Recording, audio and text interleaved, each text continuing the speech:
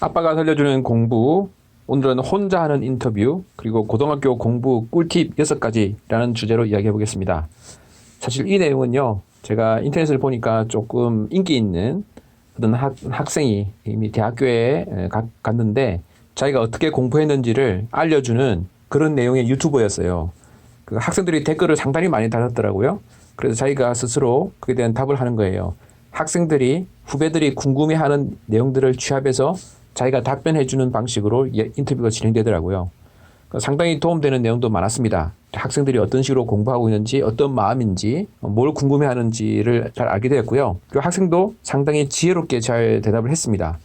동영상도 편집도 아주 예쁘게 잘해가지고 인기 있게 만들었더라고요. 저는 그런 식으로 인기 있게 재밌게 만들 재주는 없고 그럴 시간도 없지만 그 대학생이 보는 시야에서 보는 것도 있고 또 이미 대학교 졸업한 지 한참 지나서 사회생활하는 제가 보는 시야에서 좀 더 추가할 내용도 있고 해서 이 영상을 만들어 봅니다. 사실 누가 저한테 이렇게 물어본 적이 아무도 없어요. 댓글로 달아 궁금해한 적도 없습니다. 그냥 저는 아무도 안 물어본 거를 그냥 저 혼자 찍는 거예요. 그러니까 약간 조금 어색한 건 있죠. 그래서 질문, 그 학생 그 인터뷰에 나온 그 질문 그대로예요. 그래서 아마 학생들이 이 영상을 보게 될 가능성은 그렇게 많지는 않지만 보게 된다면 도움이 조금 될 거라고 생각됩니다. 역시 고등학교 공부 꿀팁도 역시 질문에 나왔던 거예요. 그 질문들에 대한 답변으로 이루어져 있고 저도 그 질문들에 대해서 제 의견을 조금 덧붙이고자 합니다. 시작해 볼게요. 크게 질문이 3가지 있었는데요. 나는 꿈이 없는데도 공부를 열심히 해야 되나요? 이런 질문이었어요. 뭐 사람들은 말하죠. 너의 꿈을 위해서 열심히 해라 이렇게 말하는데 난 별로 이루고 싶은 꿈이 없어요 라고 말하는 학생들에 대해서도 열심히 공부해야 되나요? 라는 질문이었어요. 그 학생은 이렇게 말을 해요. 나중에 꿈이 생길 때 지금 공부 안 한 것이 방해가 되지 않도록 열심히 공부한다는 거예요. 뭐 참 지혜로운 대답이라고 생각이 듭니다. 그런데 우리 학생이 그 대학생이 생각했던 거는 이런 것 같아요. 대학이라는 학벌을 나오지 않으면, 대학이라는 졸업장을 따지 않으면, 사람들이 말하는 인기 있는 대학에 가지 않으면 나중에 뭔가 자기가 하고 싶을 때 그 학벌이라든지 스펙 같은 것 때문에 못하게 될 수도 있다. 그렇기 때문에 일단 그 대학에 가는 게 좋다. 뭐 이런 식으로 일을 한 것 같습니다. 저의 생각에는 그 점도 분명히 있다고 생각돼요. 자기가 이런 능력이 있고 이런 재주가 있는데 자기가 이런 걸 할 수 있는데 다른 사람들과 함께 하다 보니까 그런 스펙이라는 것이 없을 때 어떻게 할 수가 없잖아요. 특별한 직종 같은 경우는 예를 들면 의사, 약사, 무슨 사자가 들어가는 전문직 같은 경우는 사회적으로 증명할 길이 없으면 안 되는 거예요.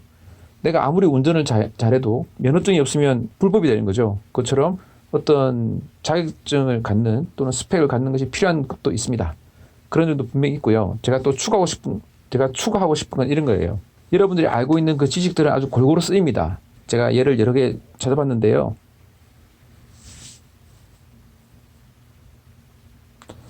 확률과 통계, 수학 시간에 배웠죠. 그게 언제 쓰일 것이냐. 구석구석에서 많이 쓰입니다. 우리 생활에 많이 써요. 미분적분이 쓰일까? 실제로 많이 쓰입니다.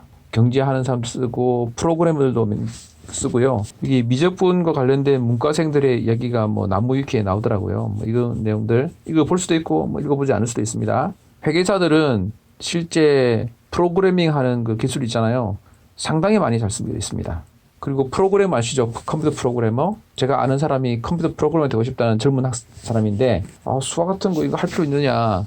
근데 프로그래머들을 위한 확률과 통계, 프로그래머들을 위한 선형대수, 프로그래머들을 위한 미분적분 이런 것들이 다 필요합니다. 나중에 모든 프로그래머들이 모든 게 다 필요하다는 뜻이 아니고요. 하다 보면 이런 게 필요할 때가 있다는 거예요. 실제 프로그래머들이 뭔가 만들어내려고 하면 그에 관계된 배경 지식을 알아야 되거든요. 국문학과는 수학이 필요하냐? 필요하죠. 제가 어떤 교수님 이야기를 하는데 함수가 필요하다. 사랑도 인간관계도 함수로 생각한다면 국문학이나 인문학에서 수학적 개념이 정말 중요하다. 현행 수학 교육은 연성과 수식만 강조하고 문제 내용을 외우는 식으로 이루어진다. 저는 이 점에서는 동의하지 않습니다. 그렇게 공부하는 사람이 있을 수는 있어도 지금 우리 학교의 수학생들이나 교육과정이 수식만 강조하고 문제 내용을 외우는 식으로 이루어지지 않습니다. 그런 식으로 공부하는 사람이 있을 뿐이죠. 제가 학교 다닐 때도 그렇게 가르치지 않았고 저도 그렇게 배우지 않았습니다. 그러면 이 골고루 쓰인다고 했는데 모든 사람들이 모두를 골고루 쓰는 게 아니에요. 그중에 일부를 쓰는 거고요. 그러면 그 도구가 없으면 사회생활 못하냐? 그렇지 않습니다. 저희 부모님들 또 많은 선후배들이 고등 수학을 배우지 않았어도 또 고등 영어를 배우지 않았어도 사회생활 잘 하세요. 안경을 쓰면 그 도구를 쓰면 더 쉽게 한다는 거예요. 여러분들이 차가 없으면 그냥 버스 타고 다니려도 충분히 살 수 있어요. 단지 자가용 있으면 훨씬 편하게 간다는 거죠. 그래서 그런 지식이 있고 그런 내용을 공부했다면 쉽게 할 수 있도록 만들어지기 위해서 수업 시간에 듣는 거예요. 사실 이 이야기는 저 하고 싶은 말이 되게 많아요. 하면 너무 이야기가 길어지고 중구난방이 되기 때문에 생략하도록 하겠습니다. 자, 꿈이 없는데도 공부해야 하나요? 예. 그 학생처럼 꿈이 생길 때 방해되지 않도록 공부하는 게 좋고, 저는 여러분이 지금 하고 있는 공부가 결국 모두는 아니지만 쓰인다는 것을 강조하고 싶어요. 두 번째 질문은 고등학교 시절에 마음가짐이 어땠느냐라고 했는데, 그 학생 같은 경우는 이렇게 생각하고 있더라고요. 우리가 거의 80년을 살 텐데 요 고등학교 3년 또는 2년 또는 뭐 고3이라면 1년, 이 기간은 상당히 짧은 기간이다. 내가 언제 한번 이렇게 열심히 뭔가를 해볼 수 있겠느냐. 그리고 지금 이 시점은 다른 어떤 것보다도 공부에 집중할 수 있는 시간이다. 정말 최선을 다해서 해보자. 이런 마음으로 공부를 했대요. 정말 성숙된 생각인 것 같아요. 저도 그 부분에서는 동의합니다. 실제 집중해서 할 수 있는 시간이 얼마 없어요. 인생에서. 왜냐하면 이제 관계가 점점 많아지고 복잡해지기 때문에 막상 집중하고 싶어도 집중이 잘 안 되는 때가 있습니다. 그럼 지금 이 순간 집중해서 운동을 할 것이냐, 공부를 할 것이냐, 뭐 딴 걸 할 것이냐, 좋은 것들이 많이 있죠. 많이 있는데 저는 뭐라도 좋습니다. 공부에 집중할 거면 공부에 집중하고, 또는 운동에 집중하고 운동에 집중하고, 자기 자신에게 정말 도움이 되는 거에 집중하는 시간이 돼야 된다고 생각돼요. 그리고 이왕이면 그 집중하는 그것이 여러 사람들이 공통적으로 권하고 있는, 그리고 많이 이제 사회에서 인생의 선배들이 많이 권하는 그런 것들을 하는 것이 당연히 좋다고 생각됩니다. 여러 사람들이 후원해 줄 때 말이죠. 나중에는 혼자서 하려면 진짜 힘들어요. 지금은 고등학교 때는 사회적으로 많이 후원해 주는 분위기죠. 특히 한국 같은 경우는 더 많이 후원해 줍니다. 학생이 공부한다 그러면 모든 것들이 다 배려되는 그런 분위기예요. 그러니까 이때 공부하는 게 좋습니다. 저희 고등학교 시절에 마음가짐이 어땠느냐? 저는 사실 별로 생각이 없었어요. 이제 그 다음 질문도 이어지는데요. 고등학교 시절의 목표는 뭐냐? 그 대학생은 이렇게 말하더라고요. 처음에는 난 땡땡 대학교를 가려고 한다. 그걸 목표로 삼았대요. 그것도 좋은 동기가 되죠. 근데 하다 보니까 그게 정말 자기를 괴롭히더래요. 그 목표 자체가 불안해지고. 그래서 나중에 목표를 수정해서 나는 하루하루를 최선을 다해서 살겠다라는 목표로 바꿨대요. 그것이 실제 더 좋았다고 말하더라고요. 그러면 나의 김지영의 고등학교 시절의 목표는 뭐였느냐? 사실 저는 대학교 들어갈 때 땡땡 대학교 가겠다는 목표가 없었어요. 사실 대학교 1학년 들어갈 때는 서울대학교는 있는지도 잘 몰랐어요. 대학교 가야 된다는 생각도 잘 안 했어요. 그냥 얼떨결에 갔어요. 그럼 저만 그랬느냐? 아니, 당시 분위기는 그때도 가외가 있었고요. 사교육이 문제가 심각했어요. 다른 영상에서도 설명드렸지만, 그렇지만 어쨌든 저희 집 분위기가, 저희 부모님 가정 분위기가 막 대학에 가야 된다든지 막 이렇게 쪼이는 분위기가 아니었어요. 뭐 선행 같은 건 당연히 없었고요. 근데 학교 가면 하는 거고 아니면 아닌 거고, 방학 때 팽팽 놀아도 별로 그게 없었어요. 그냥 나쁜 짓만 안 하면 되는 그런 분위기였어요. 그래서 방학 때 별로 공부해 본 적이 없어요. 중학교 때는. 그러다가 고등학교 가게 된 거고, 고등학교 가니까 막상 딱 들어가는 순간부터 학교의 분위기가 막 다르더라고요. 열심히 공부하는 분위기더라고요. 그래서 저도 그런 분위기 타서 이제 공부하게 된 거죠. 그러다 보니까 그 다음 됐는데, 저희 삶을 돌아보면 그것이 좋았어요. 그 학생과 공통되는 점인데, 매일매일 최선을 다한다. 이것이 나에게 있어서의 고등학교 시절의 목표였어요. 대학을 어디 가겠다는 목표가 아니고, 오늘 하루를 최선을 다해 산다는 거죠. 그런데 그게 성경에도 나오잖아요. 내일 일을 염려하지 말라고. 한날 괴로우면 그날 족하다고. 오늘 하루 동안에 해야 될 그 일을 집중하는 것이 사실 정말 중요합니다. 많은 사람들이 너무 많은 것 걱정을 하고 살아요. 그래서 제가 추천하는 거는 오늘 할 그것들, 뭐 많아도 일주일 정도의 분량의 계획, 공부할 것만 생각하지, 너무 대학은 어떻게 갈 것인가 뭐 이런 것에 대해서 너무 깊이 생각하지 않는 것이 좋다고 생각됩니다. 생각한다고 달라질 게 별로 없어요.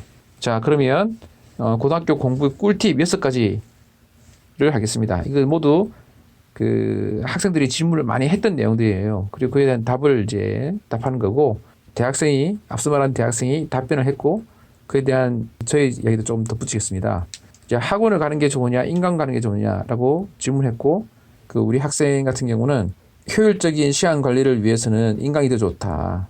그런데 부가적으로 불안감 때문에 뭔가 하지 않으면 안 되겠다는 불안감 때문에 뭔가를 하는 건 안 좋은 것 같다. 이런 이야기를 했습니다. 저의 경험에 사실 학교 수업만으로 충분히 개념에 대한 이야기 설명은 충분하다고 생각돼요. 그리고 혼자 스스로 하는 공부가 많이 있어야죠. 제가 이제 유튜브 영상을 가끔 보는데 학원에서 강의하시는 분들 또 EBS 강의를 보는데 공통적으로 설명하는 게 뭐냐면 이 인강이나 학원 강의를 너무 열심히 듣지 말라는 거예요. 학원에서 현장 강의를 듣죠. 그 다음에 그걸 다시 집에서 인강으로 공부한대요. 그러면 더 많이 공부하는 것처럼 느껴져요. 학원에서 2시간 했고 내가 인강하는 건 1시간 더 들으면 이게 3시간 공부한 셈도 되잖아요. 근데 그 학원 선생님도 말씀하시는 것도 그렇고 제가 느끼는 것도 그렇고 학원에서 강의 듣거나 인강 듣는 거는 공부하는 시간이 아니에요. 그건 공부하기 위한 준비 시간이지.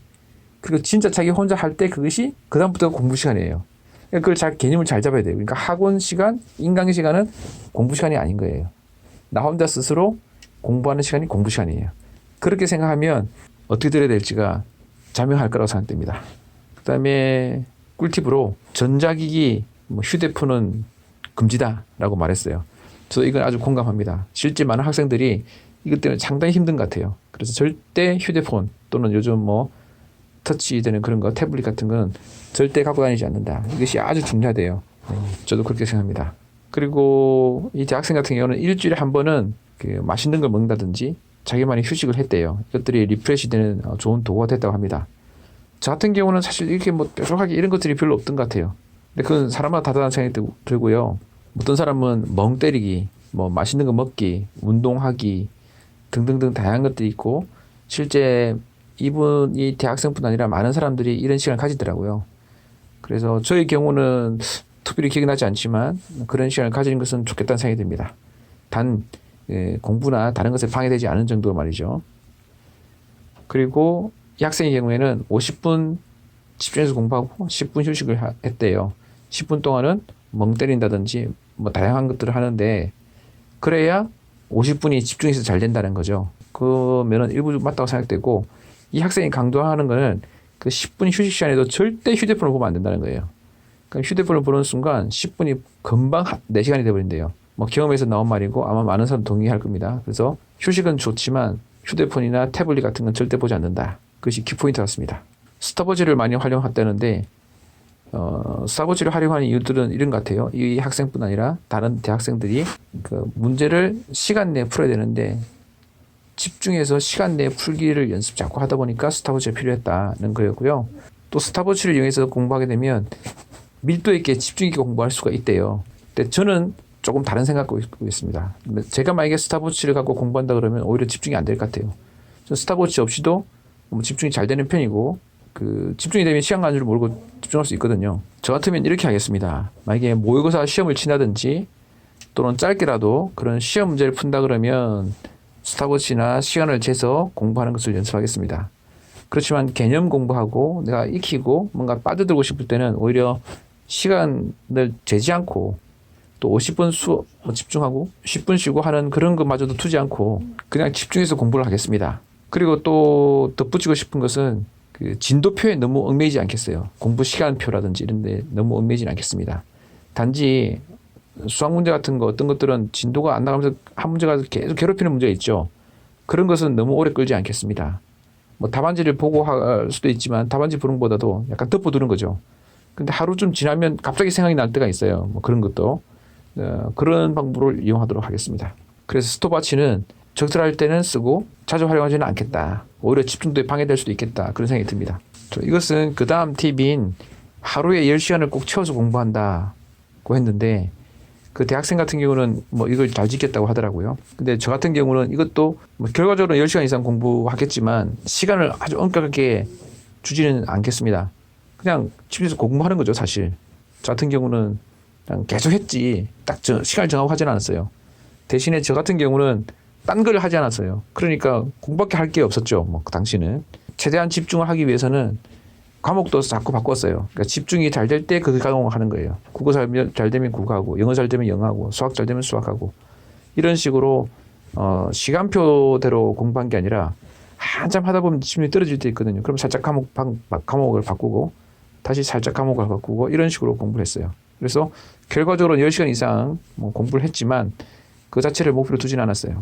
자, 지금까지 이제 혼자 하는 인터뷰, 그 댓글로 질문이 많이 나온 것들에 대한 인터뷰 내용을 그 대학생과 또 저의 경험을 또 버무려서 답변했고요. 고등학교 공부를 위한 꿀팁이 있었는데요. 사실 저도 뭐 이 내용들이 도움이 됐고 또 아이들의 공부하는 걸 도움을 주기 위해서 제가 사실 그런 내용들을 좀 보고 있는 중인데 많이 도움이 됐습니다. 저 때는 휴대폰이 없었기 때문에 사실 공부에 방해하는 건 TV밖에 없었거든요.